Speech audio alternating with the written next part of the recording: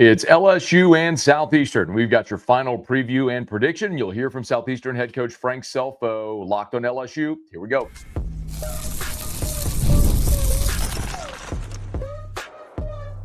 You are Locked On LSU, your daily podcast on the LSU Tigers.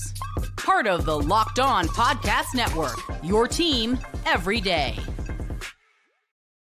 Okay, let's get it. It is Locked On LSU, your team every day. I'm your host, Matt Moscona. Thanks so much for making us your first listen. We're free, available wherever you get great podcasts, of course, on YouTube as well. So please subscribe. And as always, one of the fastest ways to help us grow is by leaving your comments below. This episode is brought to you by Mazda. Like our players, Mazda sweats every detail because when you make every move count, pulling off the unexpected is only the beginning. Stay tuned later for highlights in this week's Moving the Game Forward. Mazda, move and be moved. We have a great chance to catch up with Southeastern head coach Frank Scelfo, who, if you're not familiar, and I'm guessing most people who are familiar with Louisiana football are familiar with Coach Frank Scelfo, and certainly the Scelfo name, his brother Chris Scelfo as well. Well, Frank Scelfo is 66 years old, and he is a coaching lifer. He's a Louisiana native. He spent a long time as a Louisiana high school coach. He's coached at the JUCO ranks. He's coached at the Power 4 level ranks. He was at Arizona, coached Nick Foles there as a quarterbacks coach. He's been in the NFL with the Jacksonville Jaguars. He's now in his 8th season as the head coach at Southeastern Louisiana with the Lions. They made 3 FCS playoff appearances. They've won a conference championship. So Coach Scelfo has done a fantastic job, and you could just tell he's a gamer. He's a coaching lifer who just loves the game and can't really fathom doing anything else with his time other than coaching and being in this profession, which makes games like this really interesting because you're talking about a Louisiana team coached by a Louisiana guy who has great respect for the LSU program, the history, what it means for the state, what this game means. But we did have a chance to talk to Coach Scelfo about these games, these FCS against Power 4 games. And he is very adamantly opposed to them. But we're going to get to that in a bit. Also, my final preview prediction, what to watch in this football game. But this Southeastern Louisiana team, I'm not going to build this game up into more than what it is. It's an FCS against a Power 4. This is not going to be a competitive game. No one's anticipating it will be. But I'm going to tell you maybe what you keep an eye on with Southeastern. The Lions right now are 2-1. Their only loss was to Louisiana Tech, so that's a common opponent. And that was a 24-0 game. So Southeastern's offense didn't get going, but their defense was outstanding in that football game against Louisiana Tech. Tech scored on a scoop and score, an 80-yard fumble return for a touchdown, got another touchdown on an errant snap as well. So Southeastern outgained Tech 271 to 262 in that game. So this Southeastern defense is actually really very good. As a matter of fact, they're holding opponents to 3.7 yards per carry. Opponents are only throwing for 148 yards per game against Southeastern. So this is a really good Lions defense, albeit they've played Louisiana Tech, Murray State, and Mississippi Valley. So in their level of competition, they've been outstanding. But it's a completely different level of competition naturally against LSU. But I did ask Coach Scelfo how this defense has been able to play so well so early this year. We've got a lot of experience over there, and I think our guys have really bought it. It's the third year under Billy Batavia, our defensive coordinator. So we've been able to build up some stuff, and we've got a lot of guys that have come back. Like I said, a lot of guys have taken a lot of snaps for us, and I think that's where it comes from. There's a familiarity on that side of the ball. We've got a solid talent level, and we've got good depth. But I think the familiarity, being able to make adjustments and do things on the run, that's allowed us to make some plays. And I can see this.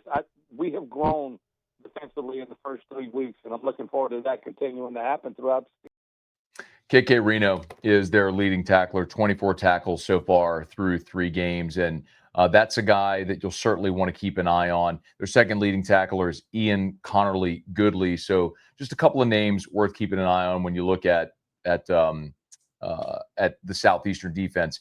Their defensive line is, Proctor, who wears number 2, Caleb Proctor, is a guy that I was told by a staff member at LSU could play for LSU, could be part of the rotation.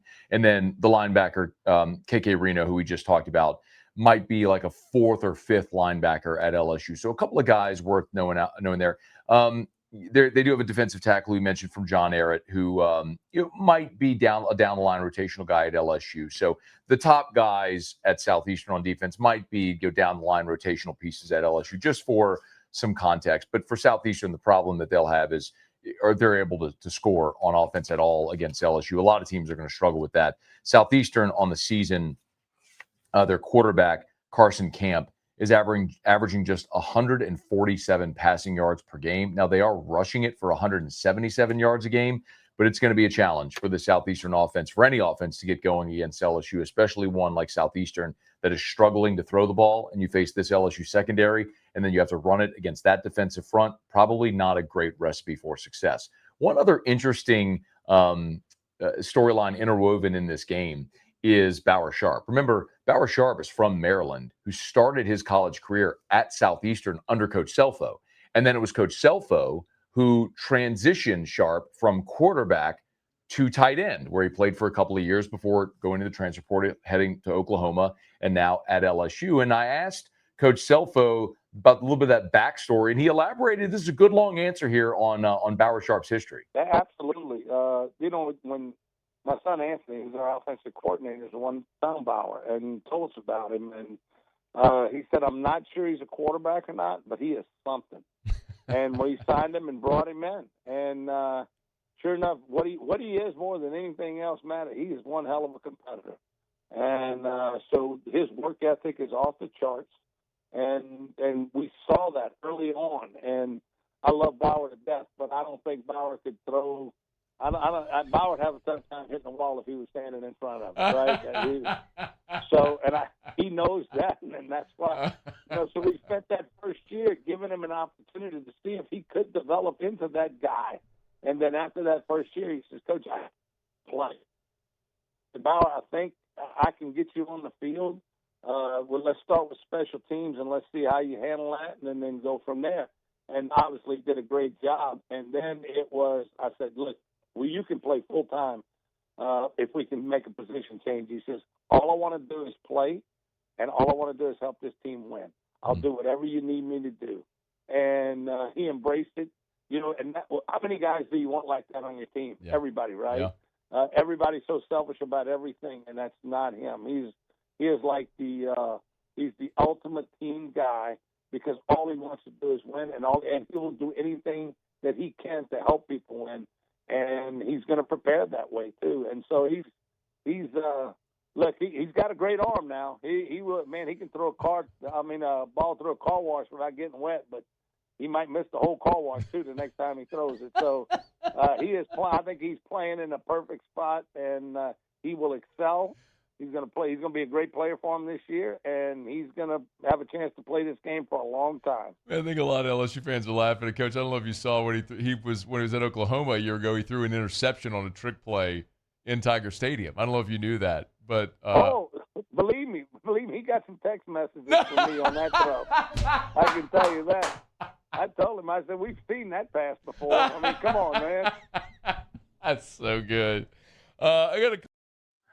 You could tell Coach Scelfo is a joy to talk to. We appreciate a few minutes of his time. Now, I'm going to step aside when we come back. I do want you to hear what Coach Scelfo had to say about this game in particular, meaning an FCS team playing a Power 4 team.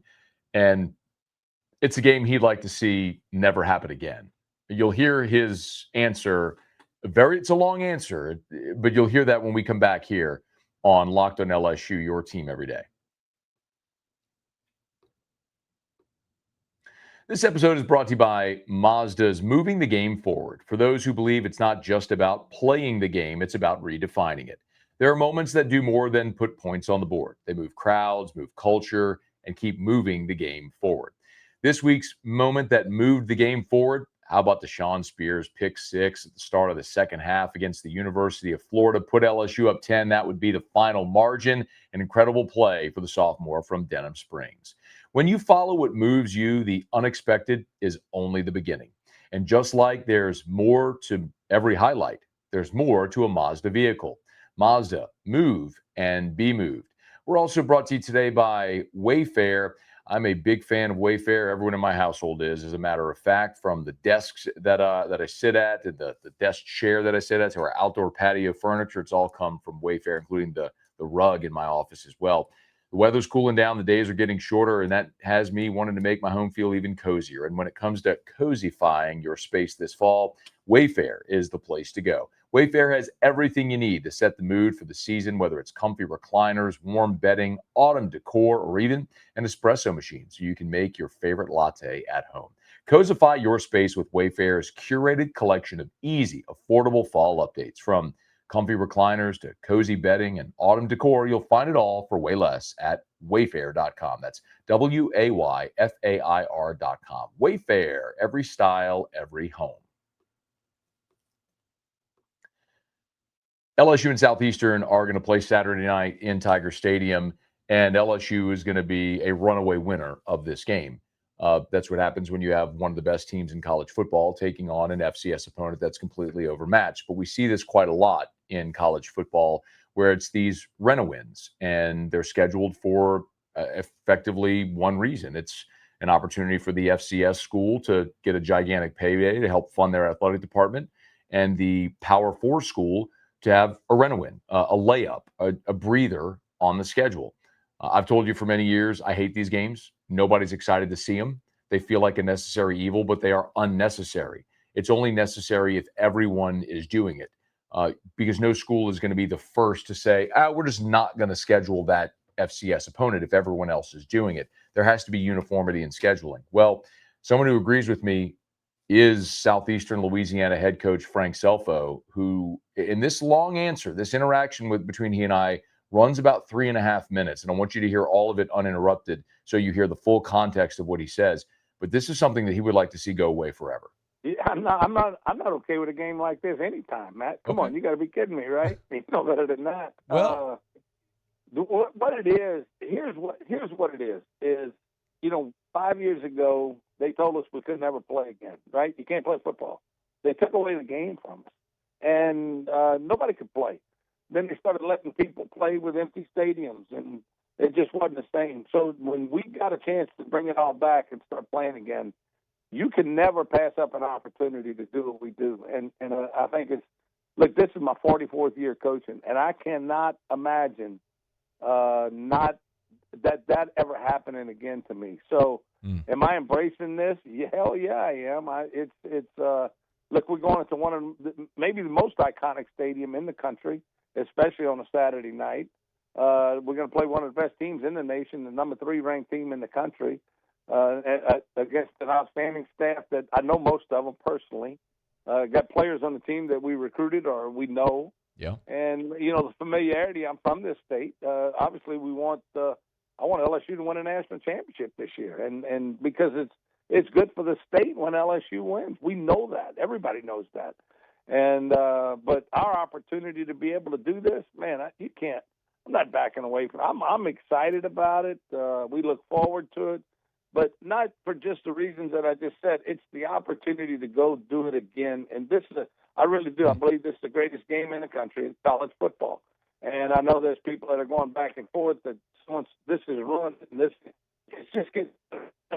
And the teams are getting better and better, and we're getting rivalry matchups and cross-conference matchups that are exciting for the game that we play, that we get a chance to participate in.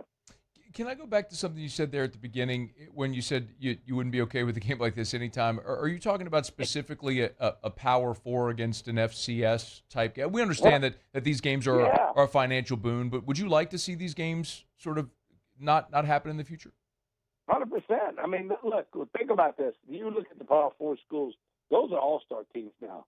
I mean, those guys, the two deep on those depth charts are. Those are great players. I mean, I turn on the film and I'm watching LSU play Clemson, and those are two just below NFL teams, right? They got some great players. LSU versus Florida, the same thing. I mean, there's great players on both sides of the football. And, when you look at the scores and what's taking place when you look at what Ohio State hanging 70 on Grambling, Northwestern getting beat by 70, Northwestern Louisiana getting beat by 70, Cincinnati and Minnesota, Florida State doing the same thing, these Texas A&M. The teams in our conference, playing the Power 4 schools, and we know why we do it. You'd just like to figure out another way to raise money except off of the backs of our players. But we know why we're doing it. But we also don't say, well, you know what? I'm going to back away from this thing. We're going to embrace it. It's hard, right? Men play this game, and it's hard to be a man in today's world. And to be a man, you got to do the things. And we're going to go do a hard thing on Saturday, but and we're not going to back away from it. And but we also know the purpose, the reasoning behind it. But that's secondary for us. It's primary for other people. Yeah, I know. I appreciate so much the candor from Coach Scelfo there. And as a competitor, I think you could understand both angles that he was coming from. As a competitor, of course, they want to go play. And he was alluding to, when in COVID, they were told, he's a guy who spent every Saturday of his life for the last 44 years on a football field. And, during COVID, as he alluded to 5 years ago, they were told you can't play anymore. And it was taken away. And so it doesn't matter what the challenge is now. Anytime he has the opportunity to be on a football field on a Saturday, he's going to do it. And this is a great opportunity for his team, great opportunity for the fan base, for a lot of those players to play in Tiger Stadium.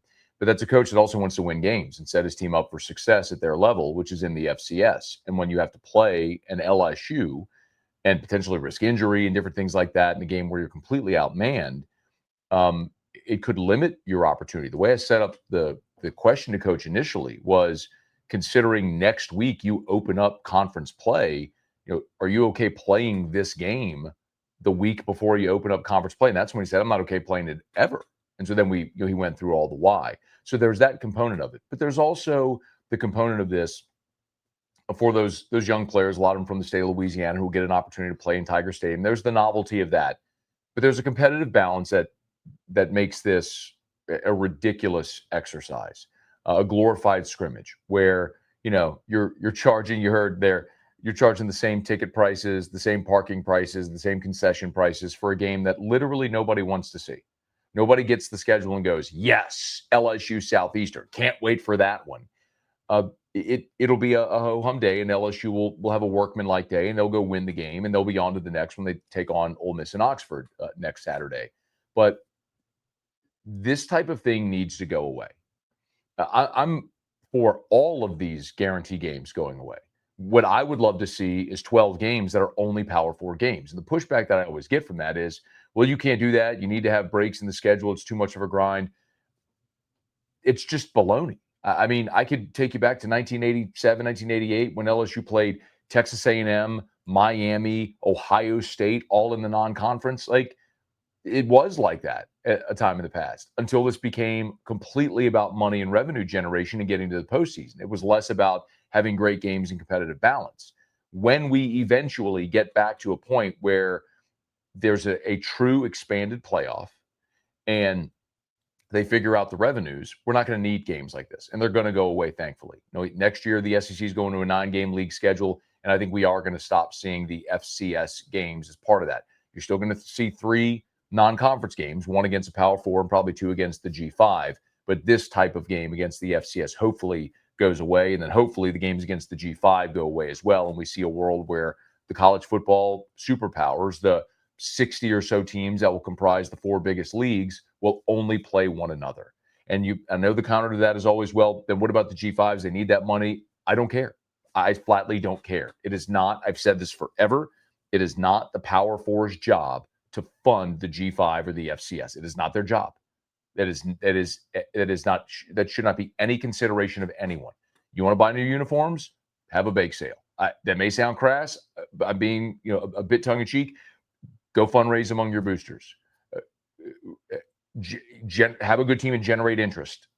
Sell tickets. There are ways that you can fundraise within an athletic department, but mostly it comes down to spending within your budget, what you can afford, live within your means. That's what the G5 and the FCS have to be able to do, and not rely on these games that nobody wants to see against the Power 4, including a longtime coach like Frank Scelfo. We appreciate it. But they are going to play this game. And so before we get out of here, I'll give you a little bit of what I'm watching with LSU and Southeastern. We'll do that as we wrap up next. Locked in LSU, your team every day.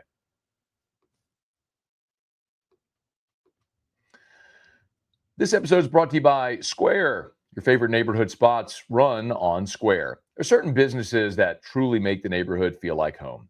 Whether it's the local sports bar packed on game days, the coffee shop that knows your order by heart, or the corner deli that's been serving your community for decades. These are the places that bring people together. When neighborhood businesses thrive, the whole neighborhood thrives. It's the kind of place where you walk in and everyone knows your name. The staff are like family. They've been serving the community for years. Spending the money there doesn't just support the business, it supports the people behind the business and the community around it. Square is a proud partner of more than 4 million neighborhood businesses around the world. You can go to square.com/go/lockedoncollege to learn more. But before you do, go support your favorite neighborhood spot. You'll be happy you did. Square. We'll see you in the neighborhood. And we're brought to you by DoorDash. It's almost the weekend. Time to look back and crown this week's MVP on Who Delivered, powered by DoorDash. Just like you can win every Saturday with DoorDash Streaks, saving more every time you order, these players delivered when it mattered most. So let's break it down. We've been highlighting DBU, but how about a hat tip to punter Grant Chadwick? 7 punts against Florida, 4 inside the 20, 4 of 50 yards or more, including 1 of 58 yards, 1 down at the 2-yard line. Grant Chadwick was awesome. And just like Grant Chadwick delivered for the Tigers, DoorDash delivers your Saturdays. With DoorDash Streaks, you save every Saturday that you order. You can stack it up all season. You could save up to $250, including $100 in DoorDash credits. Order this Saturday. Keep the streak alive. Fuel your game day. Only with DoorDash. Terms apply. Promo period through 11/18. I'm going to get to a handful of things that I'm keeping an eye on in this football game between LSU and Southeastern. I did ask Coach Scelfo his expectations for his team on Saturday, aside from obviously like to win the game, which I don't think anyone realistically thinks that'll happen, but what he's expecting from his team. The same thing that we ask for him every week is that we go in there and we do the things that we can do. We play. We don't have the unforced errors. We don't false start. We don't jump off sides. We don't turn the football over. And it sounds like coach speak, but you know, you've been around the game for so long, you know that that's what lends itself to winning and losing. And when you do those things, it doesn't necessarily happen on the scoreboard. You know, don't worry about the scoreboard. But what it will do is it's going to help you build for the future. So last week we did the same thing. A great example was us against Louisiana Tech. We turned it over 3 times and won them for a touchdown, and we had 9 penalties. The next week we turned it over twice, but we had 0 penalties. This past week, we didn't turn it over at all and had 1 penalty. That's what I call progress. The scoreboard, I wasn't upset about the scoreboard in any of the games, and I know we won 2, and you can say, well, yeah, that's why. But no, it was the progress that we made throughout those during that process of those games. We're process-oriented, not goal-oriented. I want to win the game. But during the course of that game, I want us to play clean. I want us to do a good job. I want us to be able to handle the crowd noise, handle the pressure, because we get to the playoffs, that stuff's going to come back. Not quite at that, obviously not at that level, but it's going to come back. There's going to be a lot of pressure on you and a lot of stress on you. And we want to be able to handle that, and this will give us a good example of how we can do that. So a couple of things that I would like to see from this game on Saturday. First and foremost, the obvious one is to stay healthy. A lot of the conversation this week has been set around Garrett Nussmeier's torso. Brian Kelly has been adamant he's fine. He's doing things this week that he hasn't been able to do up until this point. Garrett Nussmeier is going to play. You want to get out of this healthy. But more importantly, remember 2 weeks ago when LSU played one of these body bag games against Louisiana Tech, Braylon Moore was injured on the first play of the game, suffered a high ankle sprain. So later in the game, Trey'Dez Green got rolled on and suffered an MCL sprain. You didn't have Trey'Dez Green against Florida, and Braylon Moore had to gut it out with a high ankle sprain. So it'll be interesting to see if Moore is able to go this week. We haven't talked about that. And remember, you don't have to issue an injury report in a non-SEC weekend. So do they give Braylon Moore a week off to try to get ready for Ole Miss, or is he out there again against Southeastern? We'll see how that all plays out on Saturday night. But you want to get out of this game healthy. You can't afford to have a costly injury against an FCS opponent. It's hard ever, but certainly not in one of these gimme games against an FCS opponent. Everyone's talking so much about the passing offense. What's interesting when you look at this Louisiana Tech defense, they are allowing their opponents to throw for just 148 yards per game and only 2 passing touchdowns. So LSU will have a dramatically better team, but this is a Southeastern defense that's been pretty good and could maybe issue some schematic challenges. We'll see. It's also worth noting that Southeastern defensively has been very good in the first half. Through 3 games, they've allowed just 10 points in the first quarter, just 6 points in the second quarter. Where they tend to give up their yardage and points is in the second half. 21 quarter points and 14 fourth quarter points. The flip side of it is Southeastern has scored a lot early and not so much late. They've scored 35 points in the first quarter, 35 points in the second quarter, just 17 in the third quarter, and 14 in the fourth quarter. So look to see if LSU can prevent Southeastern from starting fast. I don't know that Southeastern is going to score in this ball game, but they have been able to score early in games more than they have late, and defensively that's been flipped. They've been very good defensively in the first half, where they've been a little more susceptible in the second half. So just something worth filing away. Of course, we all want to see LSU run the football, and if this offensive line can pave the way for that, you will have a great physical advantage at the line of scrimmage. Southeastern's opponents are averaging just 3.7 yards per attempt. That's LSU's yard per carry so far. So we'll see if LSU can have more success on the ground game. I'm going to be fascinated to see Bauer Sharp as well against his former team. Does LSU try to maybe get Bauer Sharp going a little bit in this ball game? Remember, he had 8 targets in the opener against Clemson. We've seen those targets dip a little the last 2 weeks, but he's still been a big part of the LSU offense against his former team, the Southeastern Lions. This might be a cool opportunity for Sharp to get in the end zone or target him, get him a few more opportunities this weekend. And certainly the same goes for guys like Chris Hilton, some of the guys on the offense that just haven't seen the opportunities, the targets, as it's been a little slow the first 3 weeks. Maybe those opportunities come in this game against Southeastern. And then I mentioned it when LSU played Tech. I'll mention it again here, especially since Zach Weeks played last week against Florida in the fourth quarter after Witt had been ejected and West Weeks was injured. Well, West Weeks doubtful for this game, so it's unlikely he plays. If that's the case, you're probably going to see a lot of the young linebackers. I'm excited to see Devon Keys out there, more of Tylen Singleton. But there is the possibility, and Brian Kelly has said that he's aware of it and wants to make it happen, that he wants to get all 3 Weeks brothers on the field at the same time. That's something that's never happened in the history of LSU program. You've had 3 brothers on the team before. That happened with the Taylors, with Curtis, Brandon, and Jiron Taylor all on the team at the same time. But Jiron played offense and the other 2 played defense. So this could be an opportunity, though, to see 3 brothers on the field at the same time, which would be a first in LSU history. And when you've played football for 130 years nearly, when you have firsts, they're pretty cool, and they're things that should obviously be recognized. So see if we see the 3 Weeks brothers on the field at some point Saturday with LSU and Southeastern. I have this game 45-0 LSU. I don't think LSU offensively is going to go out trying to embarrass Southeastern. I do think they'll get a lead. I think they'll get a lead early. Hopefully midway through the third quarter, Nussmeier and the starters are out of there. We get to see Michael Van Buren and a lot of backups play, which would be a great opportunity for some of these guys to go practice and work hard to get some game experience as they move throughout this season. So that opportunity really presented itself against Louisiana Tech because LSU didn't put the issue out of hand early enough. This will be a great opportunity for LSU. Give me the Tigers 45-0 over Southeastern. I do think the defense will pitch a shutout against an offense that hasn't been very good so far this year from Southeastern. And they were shut out by Louisiana Tech, and I think LSU can certainly match that. So, like the Tigers big, as I'm sure we all do. And after the game, we'll be back here on the Locked On LSU channel to recap it. So make sure that if you're on podcast, subscribe on your favorite podcast app, rate us, leave a review. If you are on YouTube, subscribe to the channel.